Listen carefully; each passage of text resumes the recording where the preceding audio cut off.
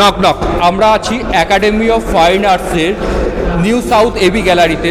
চলছে সত্যজিৎ রায়কে শ্রদ্ধার্ঘ জানাতে আর্টিস্ট ওরামের দলগত প্রদর্শনী। আমরা পুরো প্রদর্শনীটা ঘুরে দেখব, কথা বলবো যারা শিল্পী রয়েছেন তাদের সাথে। আপনারাও দেখুন কেমন লাগলো প্রদর্শনীটি, মতামতে অবশ্যই জানাবেন।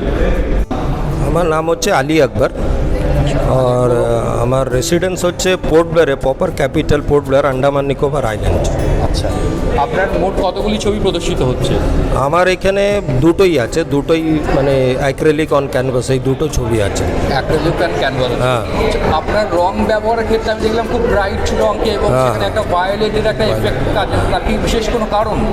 বিশেষ কারণ আছে, একটা তো আন্দামানে থাকার জন্য ছোট থেকে নেচারটা মানে একটা আমার খুব কী বলবো ইমপ্রেশন করেছে, আলো ছায়া বা রঙের ব্যাপারটা আছে। তারপরে যে সময় কলকাতা পড়তে এসেছিলাম সে সময় বিভিন্ন রং নিয়ে আমার একটা আছে কি মানে রঙের যে টেকনিক্যাল অ্যাপ্লিকেশন আছে। আগে তো ওয়াইল্ড কালার হতো, তো সে সময় আমরা কলেজে পড়ার সময় কোনো দিন অ্যাক্রেলিকটা করিনি, সেটা পরে ধরেছি। তো ওয়াইল্ড কালার থাকলে আমার রঙের কোয়ালিটিটা আর আপনি বুঝতে পারবেন, মানে ট্রান্সপারেন্টে পাওয়া যায়। এখানে সেই ট্রান্সপারেন্ট জিনিসটা একটু কমে যায়, তাও চেষ্টা করেছি কিছু কাজ করার পরে আস্তে আস্তে এটাকে আর রঙটাকে একটু স্পেশাল রাখি। কেন একটা ছবির মধ্যে একটা রঙের আইডেন্টি, আর আমার ছবিটা অনেক রং নিয়ে ছবিটাকে আঁকি, মানে খুব লিমিটেড রং নিয়ে নেই। বিশেষ করে এটা একটু লিমিটেড করেছি, তার কারণ আছে কি সত্যজিতের যে সিনেমা হয়েছিল বেশিরভাগ ব্ল্যাক অ্যান্ড হোয়াইট ছিল। তো ব্ল্যাক অ্যান্ড হোয়াইট অ্যাক্রেলিকে করার জন্য দেখলাম একটু রঙটাকে নোংরা হয়ে যাচ্ছে সাদার সঙ্গে কালোটা, সেই জন্য এটাকে একটা মোনোটোনাস করে কিছুটা ক্রিমসন আর মব বা ভায়োলেটের মিক্স করে একটাকে ধরেছি, মানে বিশেষ খুব কম রং দিয়ে ওটাকে বোঝাবার চেষ্টা করেছি বিষয়টাকে।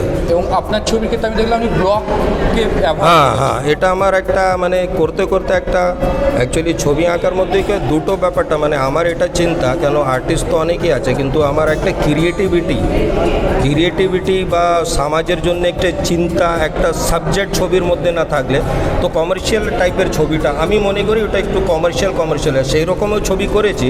কিন্তু আমি যে সময় একটা জিনিসটাকে নিয়ে একটা মানুষের মাঝখানে যাব, সেইখানে কিন্তু একটা সামাজিক দায়িত্ব আছে আমাদের, রেসপন্সিবিলিটি। আমি একটা সাবজেক্ট না দেখাতে পারলে, মানুষের চিন্তাধারা দেখাতে না পারলে তো ছবির কোনো লাভ হচ্ছে না, এটা আমি মানছি। আর ব্লগটা না মানে আমি বেশিরভাগ কাজ করি মানে নিজের একটা আইডেন্টিটি রাখার জন্য লাইন ড্রয়িংটাকে একটু ফলো করি। মানে ছবিতে দেখবেন অনেক জায়গায় লাইনের ব্যবহার, কোনো রকম ড্রয়িং করে ছবিটাকে বার করি না, কোনো মানে পেন্সিল দিয়ে আজকাল মানে সোজা ব্রাশ দিয়ে ব্ল্যাক আগে প্রচণ্ড লাইন করে দিই। মানে তুই প্রথমে আমার মোবাইল আছে আপনাকে পরে দেখাবো, অনেকটা লাইন থাকবে প্রথমে, তারপরে আস্তে আস্তে কোন লাইনটা দরকার না লাইনটাকে রেখে তারপরে একটু সুরিয়েলিজম টাইপের আছে।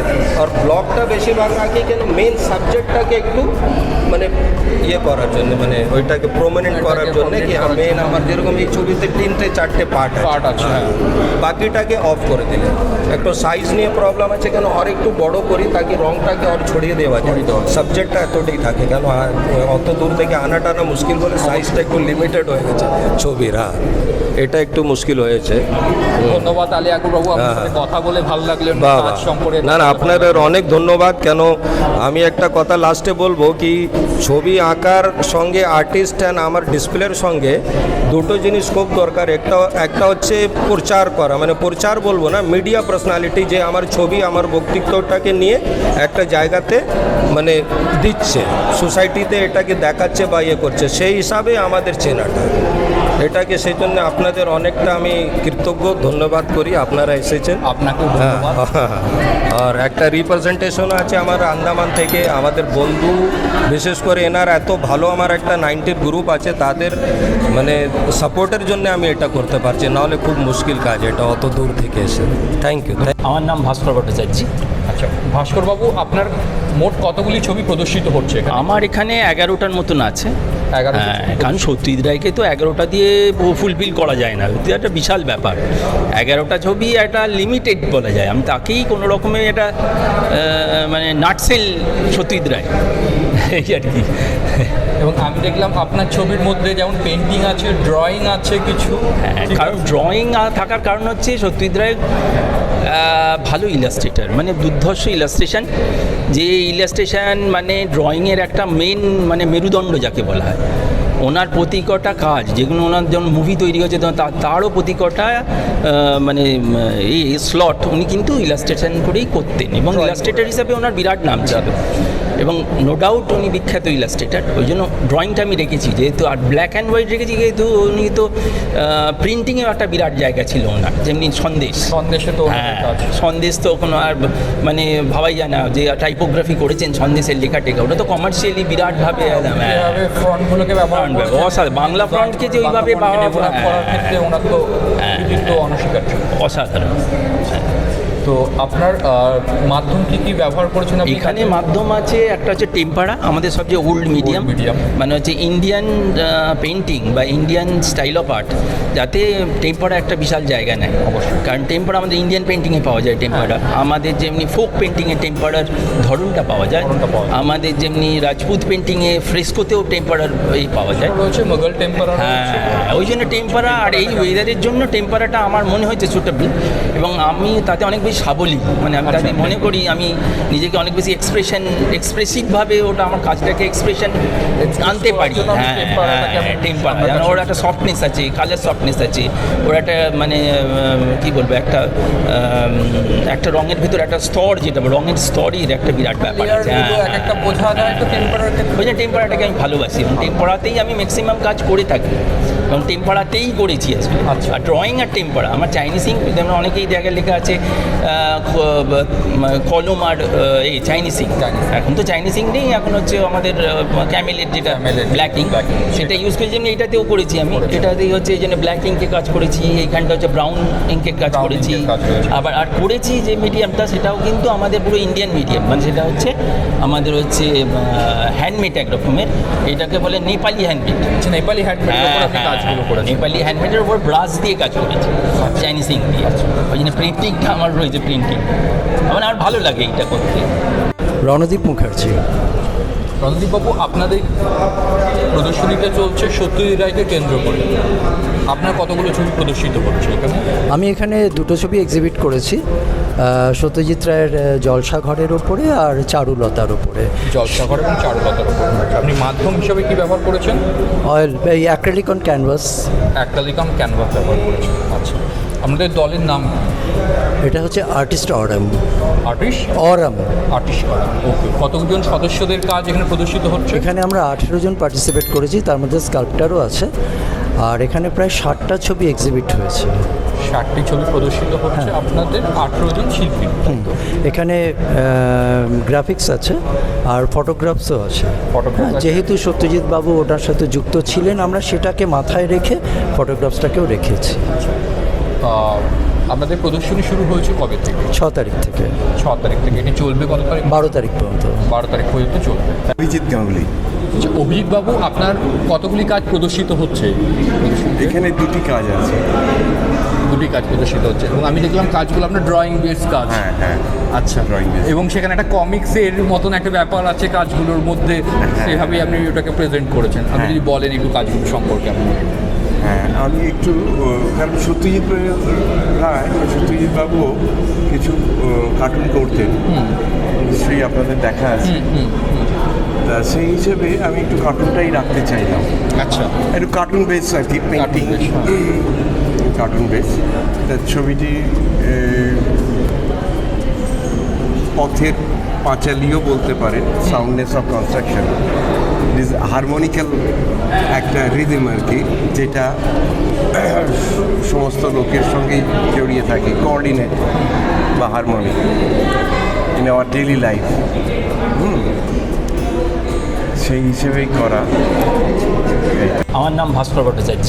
আচ্ছা, ভাস্কর বাবু, আপনার মোট কতগুলি ছবি প্রদর্শিত হচ্ছে এখানে? আমার এখানে 11টার মতন আছে। 11? হ্যাঁ, কারণ সত্যজিৎ রায়কে তো 11টা দিয়ে ফুলফিল করা যায় না, এটা একটা বিশাল ব্যাপার। 11টা ছবি একটা লিমিটেড বলা যায়, আমি তাকেই কোনো রকমের এটা মানে নাটসেল সত্যজিৎ রায় এই আর কি। এবং আমি দেখলাম আপনার ছবির মধ্যে যেমন পেন্টিং আছে, ড্রয়িং আছে কিছু। কারণ ড্রয়িং থাকার কারণ হচ্ছে সত্যজিৎ রায় ভালো ইলাস্ট্রেটার, মানে দুর্ধর্ষ ইলাস্ট্রেশন, যে ইলাস্ট্রেশন মানে ড্রয়িংয়ের একটা মেন মানে মেরুদণ্ড যাকে বলা হয়।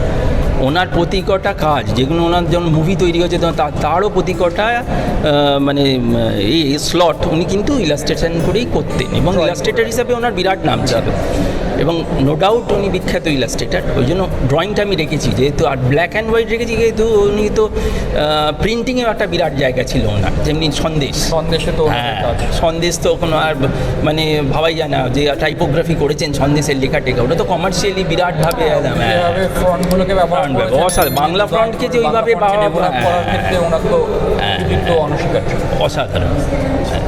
তো আপনার মাধ্যম কি ব্যবহার করেছেন আপনি? এখানে মাধ্যম আছে, একটা হচ্ছে টেম্পারা, আমাদের সবচেয়ে ওল্ড মিডিয়াম, মানে হচ্ছে ইন্ডিয়ান পেন্টিং বা ইন্ডিয়ান স্টাইল অফ আর্ট, যাতে টেম্পারা একটা বিশাল জায়গা নেয় অবশ্যই, কারণ টেম্পারা আমাদের ইন্ডিয়ান পেন্টিংয়ে পাওয়া যায় টেম্পারা, আমাদের যেমনি ফোক পেন্টিংয়ে টেম্পারার ধরনটা পাওয়া যায়, আমাদের যেমনি রাজপুত পেন্টিংয়ে ফ্রেস্কোতেও টেম্পারার এই পাওয়া যায়, রয়েছে মোগল টেম্পারা। হ্যাঁ, ওই জন্য টেম্পারা, আর এই ওয়েদারের জন্য টেম্পারাটা আমার মনে হয়েছে সুটেবল, এবং আমি তাতে অনেক বেশি সাবলীল, মানে আমি তাতে মনে করি আমি নিজেকে অনেক বেশি এক্সপ্রেসিভভাবে ওটা আমার কাজটাকে এক্সপ্রেশন আনতে পারি। হ্যাঁ, টেম্পারা যেন ওর একটা সফটনেস আছে, কালার সফটনেস আছে, ওর একটা মানে কী বলবো, একটা রঙের ভিতরে একটা স্তর, যেটা রঙের স্তরের একটা বিরাট ব্যাপার আছে।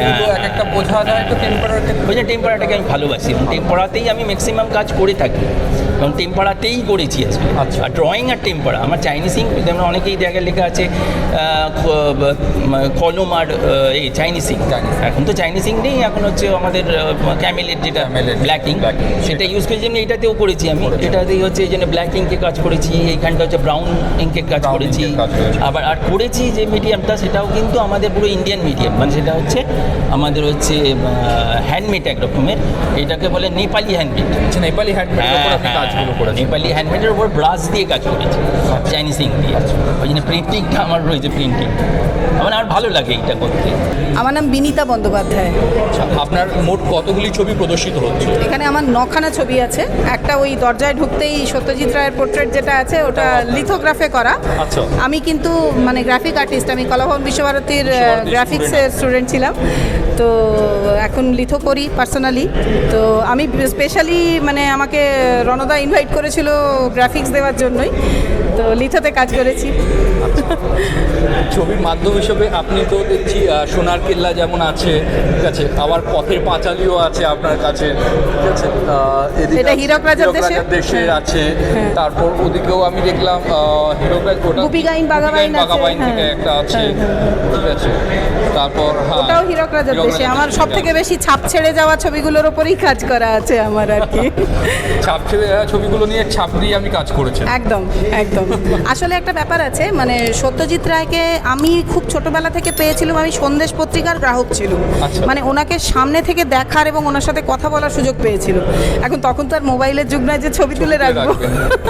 তো যাই হোক, এবার ওনার সাথে কথা বলতে বা ওনার ফিল্ম যখন দেখতাম তখন একটা জিনিস এখন ফিল করি যে আমরা কিন্তু মানে ওনার প্রাসঙ্গিকতাটা কি অদ্ভুতভাবে যুগের পর যুগ রয়ে গেছে। মানে আমরা যেটা দেখছি, এই যে বরফি যেমন আমি এখানে ডেপিক্ট করেছি ইনভিজিবল ডিক্টেটর বলে, আসলে এটাতে যেমন আছে এই যে বিল্ডিং স্ট্রাকচার আর মানুষের উচ্চাকাঙ্ক্ষা, এটার ওপরেতে এই যে জিনিসটা, এই ট্রেন্ডটা আমাদের এখন ঘাড়ে চেপে বসেছে। আমরা বন জঙ্গল কেটে শুধু বিল্ডিং বানাচ্ছি, ভাবছি না যে কোথা দিয়ে নিঃশ্বাস নেব। তো এই ট্রেন্ডটাও কিন্তু কোনো একজন ইনভিজিবল ডিক্টেটর আমাদের ওপর ইনপুট করছেন আর কি, এরকমভাবে এটা করেছি। এটা যেমন এই যে মুকুল দেখতে পাচ্ছ, এটা কিন্তু লালকেল্লা আসলে, এইভাবে আর কি এগুলোকে কানেক্ট করেছি ছবি। মঞ্জুরি শ্রীবাস্তব। আপনার ছবির যে টাইটেল দিয়েছেন, আমি দেখলাম শতরঞ্জ কে খিলাড়ি, সত্যজিৎ রায়ের একটা সিনেমার নাম, মাধ্যম হিসেবে টেরাকোটা, তাই তো? হ্যাঁ, টেরাকোটা। আচ্ছা, আপনি কি বোঝাতে চেয়েছেন? মানে আমি দেখলাম ঘোড়া রয়েছে, তার সঙ্গে যে আমাদের চেসের যেটা যে কিং আছে সেখানে, বলুন আপনি। আমাকে এই যে দাবা খেলার গুটিগুলো হয় সেগুলো আমাকে খুব অ্যাট্রাকটিভ লাগে, ভীষণ অ্যাট্রাকটিভ লাগে। একসময় আমি বাবার সঙ্গে খেলেওছি। আমার বাড়িতে বাবা, আমার শেষদা এরা খুব দাবা খেলতে পছন্দ করতেন। তা ছোটোবেলা থেকে দেখতাম যে ওরা দাবা খেলতে খেলতে ওদের সময় মনে থাকতো না। আচ্ছা, প্রাইজও জিতেতেন আমার শেষদা, মানে কাউকে জিততে দিতেন না। তারপরে বাবাও খেলতেন। তা যাই হোক, বড় হতে হতে আমি সত্যজিৎ মানে স্যার সত্যজিৎ রায়ের বই দেখি, শতরঞ্জ কে খিলাড়ি। কিন্তু এটা থেকে আমার একটা মনে হতো যে কীরকম খেলা, একটা সময় বোঝা যায় না। আমিও কখনো কখনো খেলেছি, তাই না? তা কীরকম খেলা যে মানে মানুষের সময় বোঝা যায় না। অনেকগুলো ছোটো খাটো খেলা থাকে, যেটা লুডো ফুডো, সেটা হয়তো শেষ হয়ে যায়, কিন্তু দাওয়ার সঙ্গে শান্তভাবে বসে খেলা যায় এবং খেলতে খেলতে সময় বোঝা যায় না। সেই জিনিসটা আমি শতরঞ্জ কি খিলাড়ির মধ্যে দেখলাম, যে উনি বসতে বসতে দাবা খেলতে খেলতে রাজত্ব চলে গেল। তো সেই জন্য আপনার এই বিষয়টা আপনার মানে অ্যাট্রাক্ট করে, বিষয়টাকে ভীষণ অ্যাট্রাক্ট করে, এবং এর ঘুঁটিগুলো আমাকে মনে হতো এক একটা স্কাল্পচার। হ্যাঁ অবশ্যই, মানে ওটাকে যদি আমরা ফর্ম হিসাবে ধরি, তাকে একটা যে বানিয়েছেন তিনি তার তো শিল্পবোধ ছিল বলেই তো সেইভাবে ডিজাইন করা। একদম। তখন আমার খেলার থেকে, সে ছোটোবেলা একটা শিল্পী মন, খেলার থেকে আমি যখন মাটির কাজ করতাম তখন ইচ্ছে হতো কখনো করব, এটা করব। কিন্তু এই সময় আমাদের গ্রুপ থেকে এই থিমটা দেওয়া হলো, তখন আমি এটা আরও বড় করার ইচ্ছে আছে, জানি না কবে করতে পারবো, মানে কম্পোজিশন এরকম, এবং এই ভেবেই করলাম। হ্যাঁ, ধন্যবাদ বাবু। আপনার মোট কতগুলি কাজ প্রদর্শিত হচ্ছে? এখানে আমার চারটি কাজ প্রদর্শিত হচ্ছে। আপনি যদি আপনার ছবিগুলোর সম্পর্কে একটু বলেন তাহলে। নিশ্চয়ই অবশ্যই। এটা হচ্ছে দেখো রে নয়ন মেলে, এখনও সকলের মুখে আছে, সকলের মনে আছে, সকলের স্মৃতিতে আসে। গুপি গাইন বাঘা বাইন বলতে গেলে এটা। আচ্ছা, এটা করা কাজটা 2020-তে। আচ্ছা, আজকের আমাদের যে অনুষ্ঠানটা তোমরা দেখছো বা আপনারা দেখছেন, এটা 2020 থেকে মনস্থ করা হয়েছিল, বাট এই কোভিডের কারণে ওটা রোল অন করে 2024-এ আমি কর্মসূত্রে আমি দেশের বাইরে থাকি, সেটা রোল করে আমি যেহেতু এখানে এসেছি, রণ এবং মিলি এবং এরা সবার অনুরোধ বলবো, সবাই ছোট আমার চেয়ে, তো আমি বললাম ঠিক আছে আমি চলে আসি, সেই সঙ্গেগুলো ছবিগুলো নিয়ে এসেছি। আচ্ছা, তারপরেই আসে অরণ্যের দিন রাত্রি, ছবি দেখলেই বোঝা যায়। আর আমার মিডিয়া হচ্ছে তো পেন অ্যান্ড ইঙ্ক। আর আরেকটা কথা হচ্ছে, এরা সব রবীন্দ্র ভারতের, আমি কিন্তু ভারতী কিছু না, আমি বিশ্বভারতী আর পাঠভবন শান্তিনিকেতনের।